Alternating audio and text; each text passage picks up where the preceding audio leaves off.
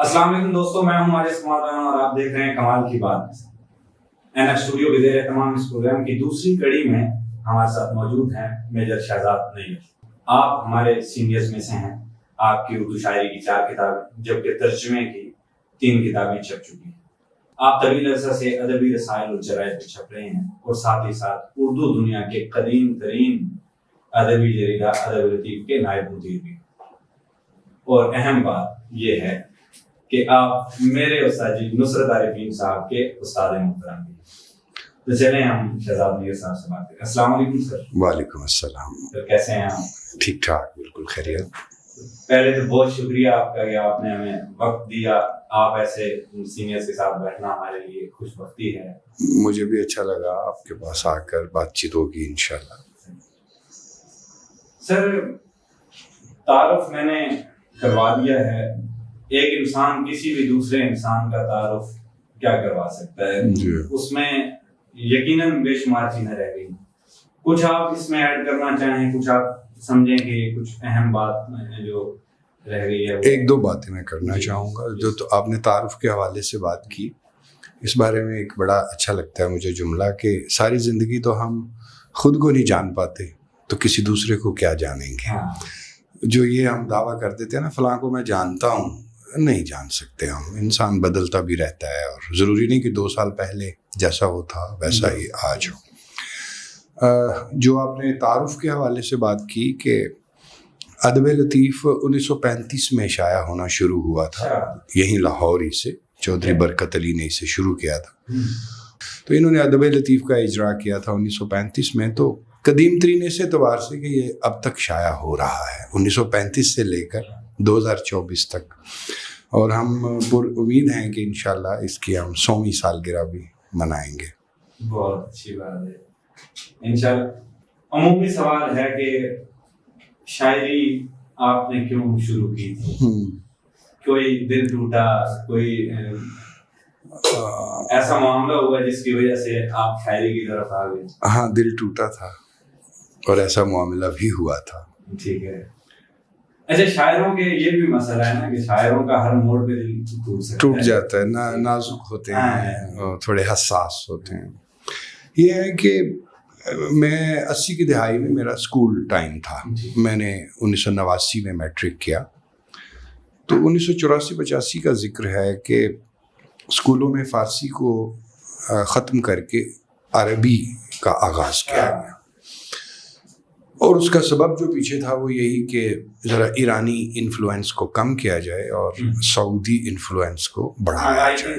یہ 70s کی بات ہے؟ 80s یہ جنرل ضیاء کے، جی جنرل ضیاء کے زمانے میں مثلاً وہ نماز جو لفظ ہے وہ فارسی کا ہے، تو اس وقت ایک بڑی کوشش کی گئی کہ نماز کی جگہ صلوات کا لفظ استعمال کیا جائے۔ تو فارسی جب الگ ہو گئی عربی سے، فارسی کو اسکول سے ہٹا دیا گیا اور عربی کا آغاز کیا گیا، تو اب ایک دم اتنے بڑے تعلیمی اداروں میں عربی ٹیچر کہاں سے آئیں؟ تو انہوں نے پھر اساتذہ ہنگامی بنیادوں پہ مدارس سے منگوائے۔ اب مدارس سے جو اساتذہ آتے ہیں ان کا بالکل الگ طریقہ کار ہوتا ہے، وہ نظام یہ ہے کہ وہاں ڈنڈا زیادہ چلتا ہے۔ تو ہمارے ایک عربی کے استاد تھے، انہوں نے 7ویں میں پڑھتا تھا میں، جب ہم نے ایمس کیا تھا نا سر، ہاں تب بہت ڈنڈا چلتا۔ اب میں نے دیکھا، مطلب دیکھتے ہیں خاندان میں یا دیگر دوستوں کے بچے، اب تو بڑے وہ مونگے رہتے ہیں۔ جی وہ تبدیلی آتی ہے، آنی بھی چاہیے۔ تو ایک دن یہ ہوا کہ حالانکہ عربی مجھے اچھی آتی تھی تب بھی، اب بھی انہوں نے بلا وجہ ہی نا، شاید کوئی ہلکی پھلکی میں نے شرارت کی ہوگی، تو مجھے نا کافی ساری پٹائی کر دی ڈنڈے سے۔ اب میرے لیے یہ بہت بڑا واقعہ تھا، وہ اس لیے کہ میں پہلی جماعت سے لے کر 10ویں جماعت تک اپنے اسکول میں اول آیا ہمیشہ، اور مجھے اساتذہ مارتے نہیں تھے۔ انہوں نے جب بہت زیادہ مارا تو میں نے ایک وقت تو سوچا کہ میں نے اسکول ہی چھوڑ دینا، میں نے پڑھنا ہی نہیں ہے، اتنا زیادہ مجھے دھچکا لگا۔ خیر گھر والوں نے بھی سکھایا سمجھایا، اور تو میں نے اپنی اس ناراضی کا اظہار جو ہے وہ نظم کی صورت میں کیا، تو یہاں سے میری شاعری کا آغاز ہوا۔ بڑا عجیب آغاز ہے وہ۔ عام طور پہ لوگ کہتے ہیں جی فلاں سے عشق ہوا تو ہمارے محلے میں وہ سامنے والی بالکنی میں رہتی تھی۔ میں اسی بات پہ ذرا توجہ دینا چاہ رہا تھا کہ ضروری نہیں ہے کہ دل ٹوٹے، ضروری نہیں ہے کہ دل ٹوٹے بھی انسان سے، کسی بھی ظاہر بات ہے کیفیت سے، کسی بھی چیز سے انسان کا معاملہ ہو سکتا ہے. تو اس حساب سے آپ پھر 20 سال ہو اور 20 سال یہ کم و بیش یعنی 35 سے اوپر سال آپ کو. جی وہ خیر جو 7ویں میں میں نے نظم لکھی، نہ اس میں کوئی وزن تھا نہ اس میں کوئی تھا. یعنی باقاعدہ آپ نے کب سے وہ میٹرک میں نے 1989 میں میٹرک کیا، تو میٹرک سے پہلے ہی میں اپنے استاد حضرت علامہ سید ماجد الباقری ان کے پاس جانا شروع ہو گیا، اور انہوں نے مجھے ابتدائی دروس جو ہیں وہ عروض کے، زبان کے، فصاحت و بلاغت کے، معانی کے، بیان کے، وہ دینا شروع کر دیے تھے. پھر میرے میٹرک کے امتحان آ گئے تو انہوں نے خود مجھے کہا کہ ابھی اپنی توجہ امتحان کی طرف کرو. پھر جب امتحان کے بعد جو 2-3 مہینے نتائج کا انتظار ہوتا ہے، اس میں پھر میں نے جم کے اور ٹک کے اور بڑی کاپیاں بھر دی شاعری کر کر. عمومی طور پہ یہی ہوتا ہے کہ بندہ ایف ایس سی کے آس پاس جو ہے نا، زیادہ تر لوگ، میں نے بھی اسی طرح ایف ایس سی جی. میرا جب 7ویں میں آغاز ہو گیا شعر کہنے کا، تو پھر تو ایسے لگا جیسے کوئی بند کھل گیا ہے نا. تو 10ویں تک تو میں نے 2-3 نوٹ بکس بھر دی لکھ کے، لیکن ان میں سے کوئی ایک نظم یا غزل بھی میری کسی کتاب میں شامل نہیں ہے. ظاہر ہے وہ ایک پریکٹس کی چیز ہے. اور ہوتا بھی یہ ہے کہ جب تک ایک انسان کی یا کسی بھی کوئی بھی رہنمائی ہوتی ہے کسی اس کے بغیر جب تک بندہ لکھ رہا ہے تو اس میں اکثر یہ ہوتا ہے کہ بندہ رجسٹر بھر ہی جاتا ہے. جی، اور وہ ہوتا بڑا قیمتی اثاثہ ہے، اور ہوتا بھی عجیب کانفیڈنس ہوتا ہے. لیکن جس شخص میں وہ جو اپنی ابتدائی کچی پکی چیزیں ہیں اس سے آگے گزرنے کا حوصلہ نہیں ہے، اور وہ والی نوٹ بکس جلانے کا حوصلہ نہیں ہے یا پھاڑ کے پھینکنے کا حوصلہ نہیں ہے، وہ آگے نہیں بڑھ سکتا. اچھا، اس میں تو ایک چیز یہ بھی ہو سکتی ہے نا سر، مثال کے طور پہ کسی کے پاس ابھی بھی مطلب پڑھی ہوئی چیزیں، تو وہ اس نے اس لیے رکھی ہوں کہ یار پڑھی رہے ہیں، یہ یادگار. آگے گزرنے سے مراد یہی ہے کہ ان کو بھول جائے، انہیں نہ ساتھ لے کے چلے. بالکل ٹھیک ہے. ہاں، یہ اس طرح ہے. ویسے تو مطلب فی زمانہ اگر جیسے ہم بھی شعر پڑھتے رہتے ہیں، آپ ہم سے زیادہ اہل نظر آدمی، تو آج کل جو ہم شاعری دیکھ رہے ہیں نوجوان دوستوں کی، وہ ابتدائی شاعری جیسی اکثر. یہ میرے خیال میں یہ ایک باقاعدہ سوال ہونا چاہیے تھا، لیکن گفتگو کا یہی فائدہ ہے کہ اس میں بات سے بات نکلتی ہے. ہاں، یہ رکھا ہے کہ ہم اس میں بجائے کہ سوال جواب کریں، یہ گفتگو کریں گے تاکہ اس میں سے بات نکلتی رہے اور ہم سیکھ سکیں. جی ایسا. میں آپ کو بتاؤں کہ مجھے کچھ ایسا احساس ہوتا ہے کہ جو ہمیں شعراء، بہت سارے شعراء و شاعرات سوشل میڈیا پہ ایکٹیو نظر آ رہے ہیں، انہیں شاعری سے زیادہ تشہیر سے لگا ہوا ہے، شہرت سے لگا ہوا ہے، اور ان کے لیے شاعری زینہ ہے، ایک ٹول ہے، ایک اوزار ہے شہرت یا ہر دل عزیزی حاصل کرنے کے لیے، جبکہ شاعری اس طرح کی چیز نہیں ہے. میں نے کچھ عرصہ وائلن سیکھنے کی کوشش کی، اور کچھ عرصہ سے مراد 6 ماہ سال، تو تو وہ تھوڑا بہت میں بجا بھی لیتا ہوں، لیکن کوئی میری اس میں زیادہ مہارت نہیں ہے. تو جو استاد جی تھے ماسٹر کفایت حسین صاحب، ان کا انتقال ہو گیا، وہ یہ تک اجازت نہیں دیتے تھے کہ آپ وائلن کے ساتھ تصویر ہی بنا لیں. کہتے تھے بھائی آپ پہلے بجانا تو سیکھ لو، کسی درجے پہ تو فائز ہو جاؤ، کچھ حد تک تم بجاؤ تو تمہیں یہ حق پہنچتا ہے کہ وائلن کے ساتھ اپنی تصویر بنا لو. اب میرے سامنے ایسے بے شمار مثالیں ہیں جنہیں میں ذاتی طور پہ جانتا ہوں کہ ایک آدھ بہر آتی ہے، وہ بھی مکمل نہیں آتی، باقی کچھ سیکھ رہے ہیں، سیکھنے کے مراحل میں ہیں، لیکن ان کی خواہش یہ ہے کہ کچھ پڑھتے ہوئے میری ویڈیو بن جائے اور ویڈیو فیس بک پہ اور وہ وائرل، اور اچھا ہو بھی جاتی ہیں، یہی مسئلہ ہے کہ ہو بھی جاتی ہیں وائرل.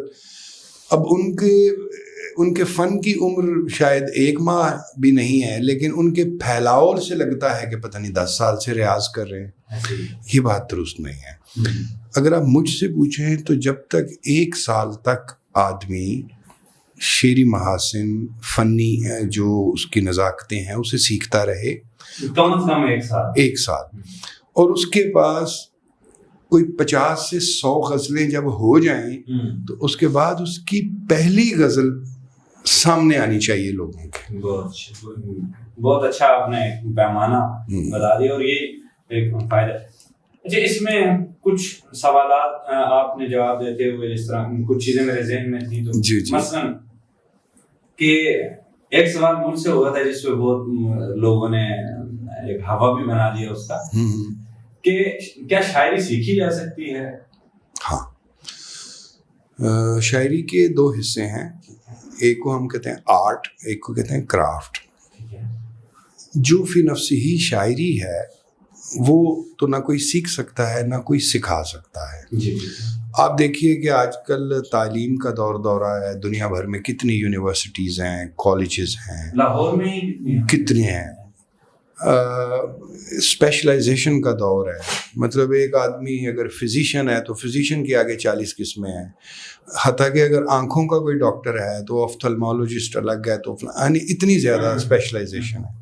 لیکن دنیا کی کسی یونیورسٹی میں, کسی کالج میں 4 سالہ یا 2 سالہ ایسا کوئی ڈگری پروگرام نہیں ہے کہ جو آپ اٹینڈ کریں, 2 سال یا 4 سال کا ڈگری پروگرام کریں اور اس کے بعد آپ مستند شاعر ہیں. ایسا کسی دنیا کی یونیورسٹی میں کوئی یہ معاملہ سر صرف شاعری کے ساتھ ہے کہ باقی موسیقی نہیں؟ موسیقی سیکھنے سکھانے سے تعلق رکھتی ہے. جو پینٹنگ ہے, مصوری ہے, کہ یہ جتنی بھی ہمارے پاس فیلڈ آف آرٹس ہیں اس میں مطلب صرف شاعری ہی وہ چیز ہے کہ جس کی ڈگری وغیرہ نہیں ہے, باقی ہر چیز میں ڈگریاں باقی مصوری کی ہیں ڈگری. دیکھیے آرٹ کا معاملہ نا, چاہے وہ مصوری ہے, شاعری ہے, خطاطی ہے, کچھ بھی وہ ڈگریوں سے الگ کا ہے. ٹھیک ہے. اچھا اگر کسی کے پاس مصوری کی ڈگری ہے تو اس کا یہ کوئی مطلب نہیں ہے کہ وہ, اور اگر کسی کے پاس کوئی ڈگری نہیں ہے تو اس کا بھی یہ مطلب نہیں ہے کہ وہ کوئی اعلیٰ مصور نہیں ہے. یعنی یہ ڈگری وغیرہ کا معاملہ ہے.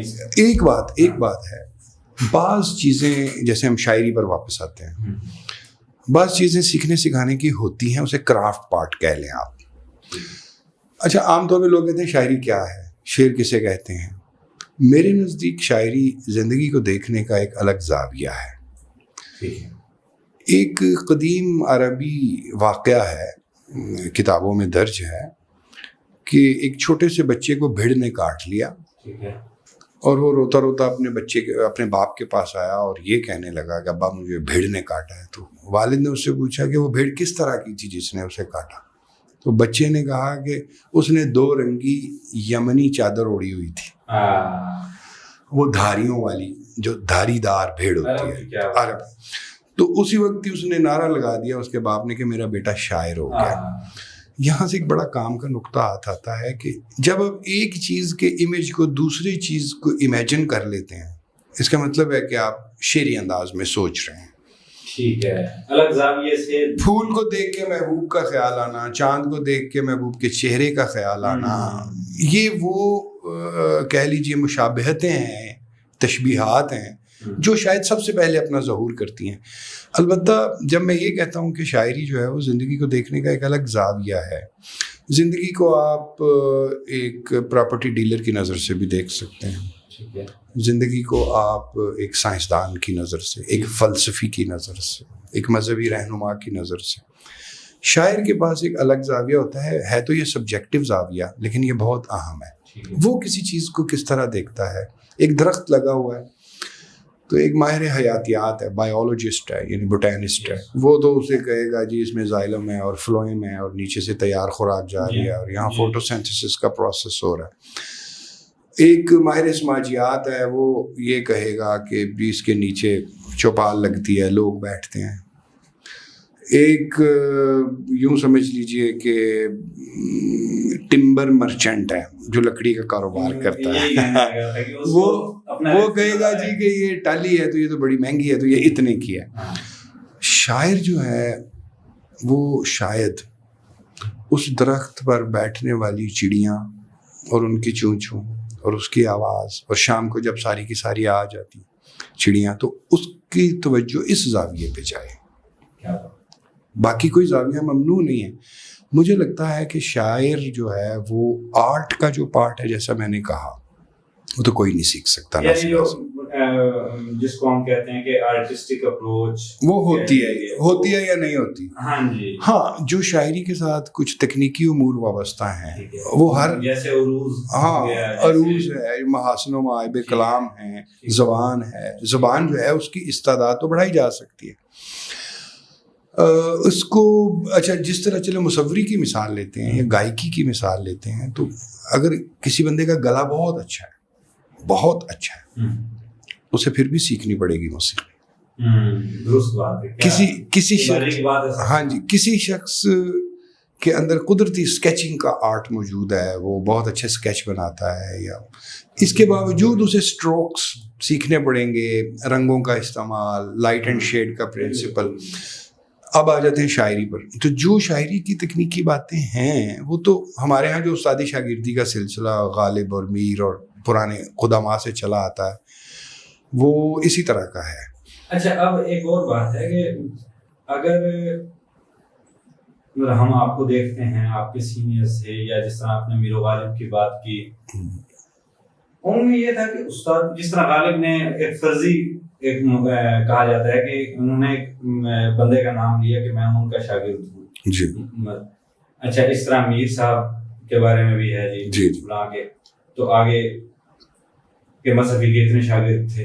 اچھا، لوگ نا اس وقت جس طرح الطاف حسن حالی، نصیر الدین صاحب کی ایک فلم ہے، اس میں مرزا غالب جو گلزار صاحب نے، اس میں مرزا غالب کے جا کے وہ حالی جو ہے ہاتھ چومتا ہے، حالی صاحب جا کے، اور وہاں شاگردی اختیار کر لیتے ہیں اور وہیں سے مطلب سیکھتا بھی ہے. اس کے بعد ہم دیکھتے ہیں کہ ان کی جو کتابیں ہیں، مثلا یادگار غالب، یا اس میں جو واقعات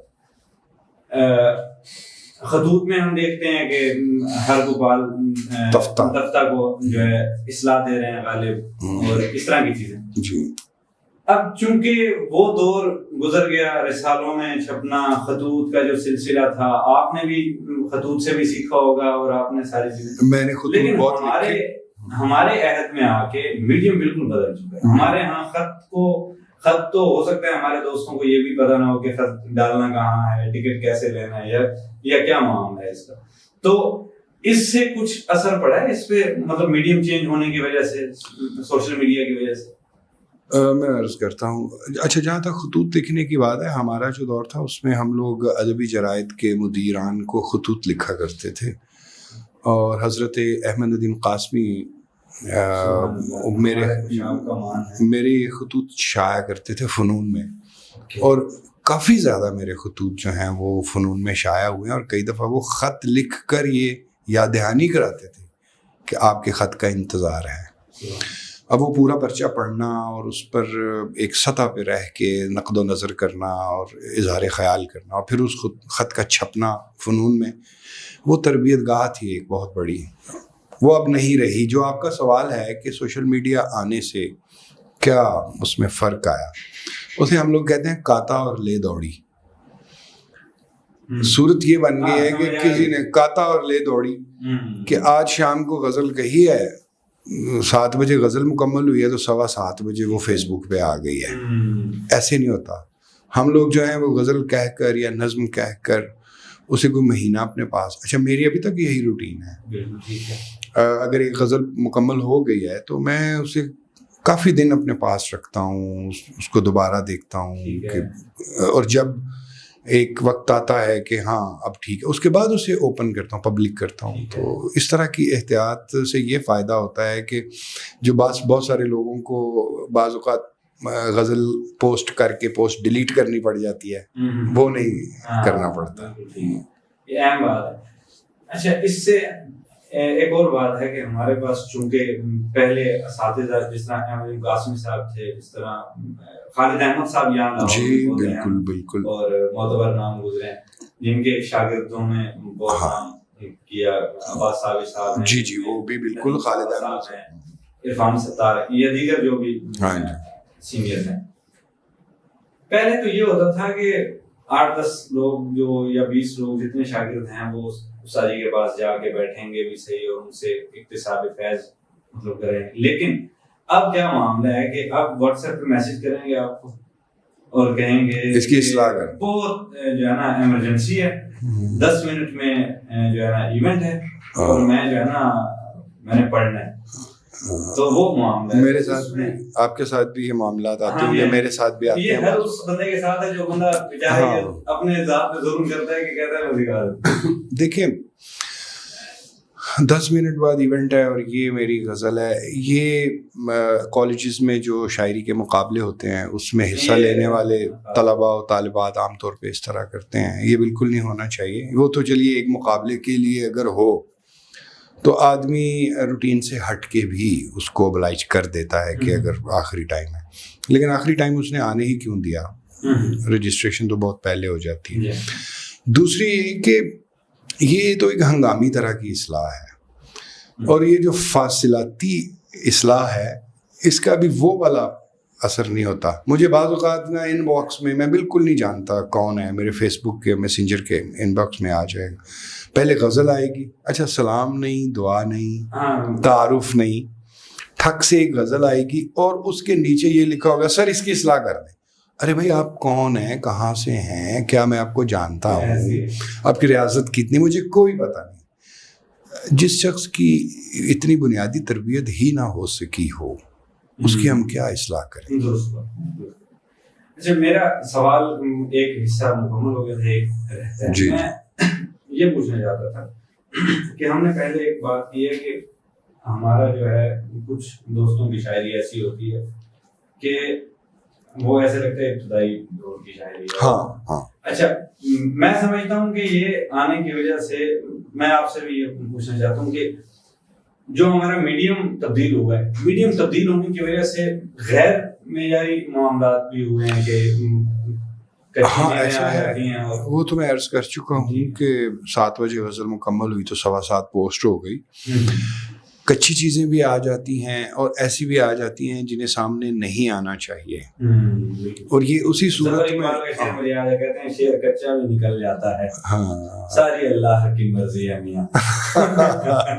بعض اوقات ایسے ہو بھی جاتا ہے کہ جسے شاعر خود یا شاعر کا استاد یا شاعر کے احباب کہیں گے یہ ہلکا شعر ہے, کمزور شعر ہے, زوردار شعر نہیں ہے, سب سے زیادہ وہی چل جائے. ایسا ہو بھی جاتا ہے.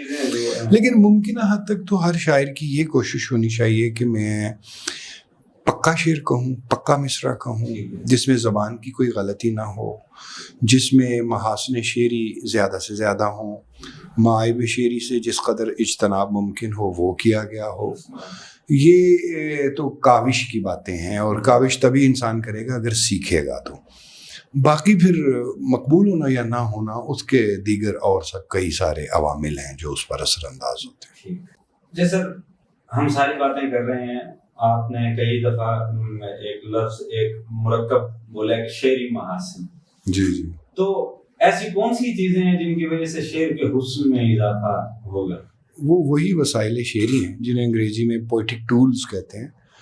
وہ تشبیہ ہے, وہ استعارہ ہے, وہ واج آرائی ہے, یعنی ساؤنڈز, ایک طرح کی ساؤنڈز کا, جیسے دال کی اگر ساؤنڈ ہے دل, دریا, اس طرح آدمی صوتیات کا احتیاط اس میں کرے, اور مصرے کی بندش میں تاقید لفظی اور تاقید معنوی سے پرہیز کرے, عیب تنافر سے بچنے کی کوشش کرے, عیب تقابل ردیفین سے بچنے کی کوشش کرے. تو یہ وہ ہے کہ معائب سے بچیں, محاسن خود کو اس میں شامل کرے. اگر کہیں تلمیح آ سکے, اگر کہیں صفائی سے کوئی محاورہ بندھ جائے, تو اگر روزمرہ کی کوئی بڑا شاندار لفظ اگر مصرے میں ایڈجسٹ ہو جائے تو شعر کا لطف بڑھ جاتا ہے.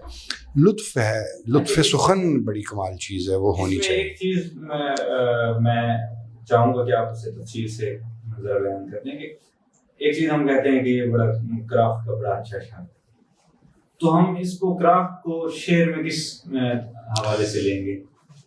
کرافٹ کے بارے میں یہ کہتا ہوں کہ کرافٹ شاعر کے پاس برتر سطح کا اور اعلیٰ درجے کا ہونا چاہیے, تاہم شعر میں اسے نظر نہیں آنا چاہیے. پہلے میں چاہ رہا ہوں کہ کرافٹ ہے کیا, ہم اس پہ تھوڑی. کرافٹ یہ ہے کہ ایک میز بنانی ہے ایک بڑھئی نے, ایک کارپینٹر نے, اور جس صفائی سے وہ تختوں کو ملاتا ہے، جوڑ سیدھے رکھتا ہے، زاویے ٹھیک بناتا ہے، ہموار سطح کرتا ہے، یہ ساری چیزیں کرافٹ ہیں. ٹھیک ہے. اب دیکھیے مثال کے طور پہ ایک بڑھئی نے دو سطحیں ملائی ہیں، ٹھیک ہے، اور جوڑ نظر آ رہا ہے. ٹھیک ہے. اب اگر وہ اس جوڑ کو اتنا زیادہ رگڑے، ملائم کرے، رگڑے اور اوپر پالش کرے کہ وہ جوڑ نظر آنا بند ہو جائے، تو یہ ہے کرافٹ کا حسن. ٹھیک ہے. اسی طریقے سے شعر میں ہم یہ کرتے ہیں کہ مصرع مطلب غرابت لفظی کا شکار نہ ہو، تاقید لفظی کا شکار نہ ہو، مصرع پکا ہو، بات سے زائد کوئی ایک لفظ بھی نہ ہو، بات سے کم اگر ایک لفظ نکال دیں تو بات ادھوری رہ جائے. یہ ساری چیز. اچھا پھر کس حسن سے آپ تشبیہ استعمال کرتے ہیں، یہ سب کرافٹ ہی کی چیزیں ہیں. زبان جو ہے، مثال کے طور پہ ایک مصرے میں کچھ ہندی سے متعلقہ لفظ آ رہے ہیں، مدھر کا لفظ آ رہا ہے، کومل کا لفظ آ رہا ہے. اب اسی مصرے میں آگے عربی کا کوئی گاڑھا سا لفظ آ جائے تو وہ وہاں پہ جچے گا نہیں. یہ کرافٹ میں بے شمار چیزیں ہیں. تو بات میں یہ کر رہا تھا کہ کرافٹ پر توجہ مرکوز کرنا بہت ضروری ہے، لیکن کرافٹ کو سطح پہ تیرنا نہیں چاہیے، شعر میں حل ہو جانا چاہیے. ہاں میں تو کرافٹ کو سطح پہ تیرنا نہیں چاہیے، بلکہ اسے شعر میں حل ہو جانا چاہیے. نظر نہ آئے کرافٹ جو ہے وہ بڑی بڑا اس نے کرافٹ پہلی نظر میں نظر نہ آئے. جو اساتذہ کہتے ہیں وہ یہ کہ اگر آپ نے مناسبت لفظی لائے ہیں، جیسے ایک لفظ ہے سخت اور ایک لفظ ہے ساخت، ان میں صرف ایک الف کا فرق ہے لیکن معنی بالکل الگ ہیں، مادہ بھی الگ ہے، سب کچھ. اب آپ ایک شعر میں سخت اور ساخت دونوں لاتے ہیں تو اس حسن سے، اس خوبی سے لاتے ہیں کہ پہلی نظر میں تو آپ کو پتہ ہی نہیں چلتا کہ یہ دونوں لفظ کسی مناسبت سے آئے ہیں، لیکن جب گہری نظر سے آپ دیکھیں گے تو آپ کہیں گے اچھا بھائی یہ تو اہم کام ہوا ہے. تو یہ کرافٹ کی بے شمار چیزیں. میں آپ کو شاہد زکی کا ایک شعر سناتا ہوں. پھر یہ کہ جو جس طرح کہتے ہیں نا کہ بچنا بھی چاہیے ایسی چیزوں سے. مجھے یہ شعر بہت پسند ہے. یار برہم تھے میں کیا اپنی صفائی دیتا، یار برہم تھے میں کیا اپنی صفائی دیتا، عکس کیا کھولتے پانی میں دکھائی دیتا، کھولتے پانی میں دکھائی دیتا. جب پانی کھول رہا ہوتا ہے تو اس کے اندر عکس نظر نہیں آتا، جب پانی ٹھہرا ہوا شفاف ہوتا ہے. تو اس نے بہت عمدگی سے یہ بات کی ہے کہ اگر کوئی برہم ہو، آدمی ناراض ہو، تو وہ درست طریقے سے دیکھ نہیں سکتا کسی دوسرے شخص کو. اب اس میں مسئلہ کیا ہے؟ کرافٹ کی ہم بات کر رہے ہیں. یار برہم تھے میں کیا اپنی صفائی دیتا، کیا عکس کیا کھولتے پانی میں دکھائی دیتا. دو بار کیا آ گیا تو یہ شعر میں کمزوری آ گئی. اسی طریقے سے اگر کسی اور شعر میں بلا ضرورت کوئی لفظ آ جائے، تو کا لفظ آ جائے، اور کا لفظ آ جائے، تو وہاں پہ کمزوری آئے، کہیں گے کرافٹ پکا نہیں ہے. دوسری طرف ایسے شعراء بھی ہمیں ملتے ہیں جو کرافٹ میں بہت پکے ہیں، لیکن جو دل سے شعر نکلتا ہے، جسے ہم وفور کہتے ہیں، ورفتگی کہتے ہیں، جوش کہتے ہیں، جو سیدھا آز دل خیزت بار دل ریزت دل سے نکلتا ہے اور دل میں پیوست ہو جاتا ہے، ان میں وہ کیفیت نہیں آ پاتی. کرافٹ سارا پورا ہے. تو یہ وہ تھی جو میں نے مثال دی کہ میز یعنی محنت کی ہو لیکن محنت نظر نہ آئے. ٹھیک ہے. کچھ دن پہلے میں نے ایک شاید تہذیب حافظ بھائی کا ایک کلپ دیکھا تھا. اس میں وہ کہہ رہے تھے کہ میں شعر پہ کام کرتا ہوں اور پھر اس پہ کام کرتا ہوں کہ نظر نہ آئے کہ کام ہوا ہے. تو یہ جیسا میں نے عرض کیا نا کہ شعر پہ محنت کی گئی ہو، وہی ویسے ہی نا جیسے کہ اگر کارپینٹر میز کی سطح کو اتنا چمکاتا ہے کہ جہاں پہ دو تختوں کا جوڑ ہے وہ نظر آنا بند ہو جاتا ہے. تو شعر بظاہر تو یوں لگے کہ بڑی سہولت سے کہا گیا ہے، دیکھو یہ خود بخود مصرع ٹپک پڑا ہے، ایسے جیسے اسے ہم کہتے ہیں بے ساختہ، برجستہ. بے ساختگی اور برجستگی میں ہم یہ دور چونکہ بہت جلدی گئے سر. ہم دیکھتے ہیں مثلا ہمارے اس دور میں بھی اختر عثمان صاحب ہیں، خورشید رضوی صاحب ہیں, اپنا اسلم انصاری صاحب ہیں, یا دیگر اس طرح کے جو اساتذہ ہیں, وہ لوگ مطلب اسی اپنے معیار اور اسلوب اور انداز میں موجود ہیں. مثلا اختر صاحب کا میں اکثر مصرع کوٹ کرتا ہوں, گہے گہے نگہے نیل روتی مرہم گیر. تو اب جو دور آ گیا, اب ہمارے پاس تقریباً 80% جو نوجوان خاص طور پہ شاعر ہیں, وہ کیا کرتے ہیں کہ بالکل اس سارے اسلوب کو چھوڑ کے ایک سائڈ پہ کر کے, اور شعر مثلا ایک شاعر, میں اداسی کے ایک دفتر میں مسکرانے کا کام کرتا ہوں, ٹھیک ہے. تو آپ کا اس کے بارے میں کیا خیال ہے کہ شاعری کو اسٹیٹمنٹل کر دینا یا اس طرح کی چیزیں؟ میں یہ عرض کرتا ہوں کہ یا زبان کا معاملہ ضروری, زبان کا معاملہ تو خیر ہر صورت میں ضروری ہے. شاعری کا اسٹیٹمنٹل ہونا یا نہ ہونا وہ ایک جدا بات ہے. میری رائے میں اچھی شاعری, نظم غزل دونوں, اس کے 1000 ذائقے ممکن ہیں, اس کے 1000 طریقے یا 1000 اسلوب ممکن ہیں. یہ جو آپ نے مجھے شعر سنایا بظاہر سادہ ہے, اس میں ظاہر ہے کوئی اگر کوئی اسے کہے کہ یہ اسٹیٹمنٹل شعر ہے تو میں نہیں مانوں گا, اس لیے کہ اس شعر میں ایک بات ہے. اب غالب کہتا ہے ابر کیا چیز ہے, ہوا کیا ہے, سبزہ و گل کہاں سے آتے ہیں, ابر کیا چیز ہے, ہوا کیا ہے. پھر مجھے دیدہ تر یاد آیا, دل جگر تشنہ فریاد آیا, دم لیا تھا نہ قیامت نے ہنوز, پھر تیرا وقت سفر یاد آیا. تو سادہ گوئی یا سہل ممتنع جسے کہتے ہیں وہ بھی شاعری ہے, بشرطے کہ شاعری ہو. اور اگر آپ نے بہت زور لگا کے شعر کہا ہے اور اس میں تشبیہ بھی لے آئے ہیں لیکن بات نہیں بنی, شعر نہیں ہوا, تو نہیں ہے شعر.